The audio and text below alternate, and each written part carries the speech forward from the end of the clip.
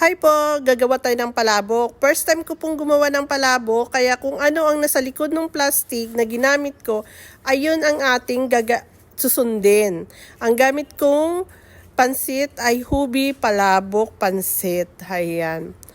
Masarap po ito at garantisado, walang duda-duda. Hayan po yung ating tinapa. Bonggang ating tinapa dahil may expiration date, 1 year, biruin mo. At nakalagay pa, fresh. Okay, diba? Pero lasa siyang tinapa talaga. So, ayan, hihimayin natin yung tinapa. Sure natin na wala talaga yan tinik. At tapos, ayan, meron akong malamig na tubig at sabi sa likod nung pansit ay 30 minutes kong ibababad yan. Tama naman siya. Hinimay ko nga yung ating tinapa ng bonggang-bongga, walang katinik-tinik at tinanggal ko rin yung balat. Sa aking kamahiwagang kawali ay naglagay ako ng konting olive oil. At ginisa ko na dyan yung ating pusit. Siguro mga 6 na perasong pusit yan. Hindi ko lang matandaan, basta pusit siya.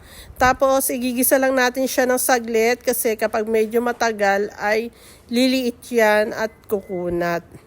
Tapos yan, nilagyan ko ng konting asin at paminta. Tapos yan, mix lang natin. Pagkatapos niyan ay medyo punasan natin yung ating kawali at naglagay uli ako ng konting langis. At sinunod ko na yung hipon. Saglit ko rin yung sinangag yung hipon kasi mabilis naman siyang maluto. Ano po? Tsaka yan. At malasa na yan. Mayroon din akong konting paminta at asin yan.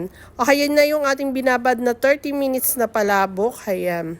Tapos ito naman yung mamasitas palabok mix. Ang sabi dyan ay ilagay ko sa tubig ng 2½ cup. Wala naman siya sinabi kung malamig o mainit. Pero ginamit ko syempre malamig kasi naisip ko baka may arena at magbubuo siya. Kaya malamig na tubig yung ginamit ko.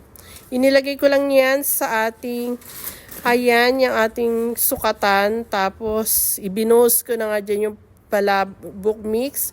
At minix-mix ko nga yan ng sandok. Ayan.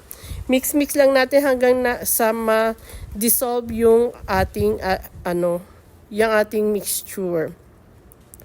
Then, ayan yung nagpakulo ako ng tubig. Nung kumulo na, ay hinulog ko yung ating pansit dyan. Ang sabi sa likod, 15 minutos. Ayan, tinaymiran ko pa, nag-timer pa ako. So, ayan, nagisa na nga ako ng bawang. Naglagay na ako ng bawang. At sinunod ko na nga dyan yung ating hinimay na tinapa. Ayan. Okay, ating halu-haluin lang ng konti yan.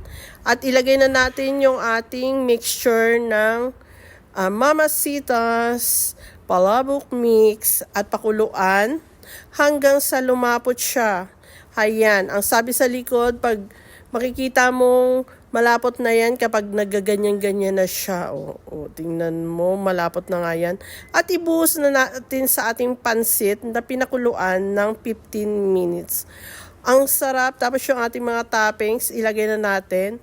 Ang daming toppings, solve na solve. Medyo marami yung palabok, pero 2 araw namin kinain yan. Pero masaya-masaya si paring Arthur dahil sa kanyang masarap na merienda. At inalmusal pa niya kinabukasan. Okay, sana may natutunan kayo sa panonood sa akin at sana hindi kayo nalito. Maraming salamat sa ating experience. And mauulit ito. Yan, lagyan nyo ng toppings na itlog at ayan, onion leaves. Thank you for watching. God bless you. Mama, chup chup. Shoutout sa inyo sa mga bago kong subscriber. Maraming po salamat. Mabuhay. Mua, kainan na. Love. Okay, thank you.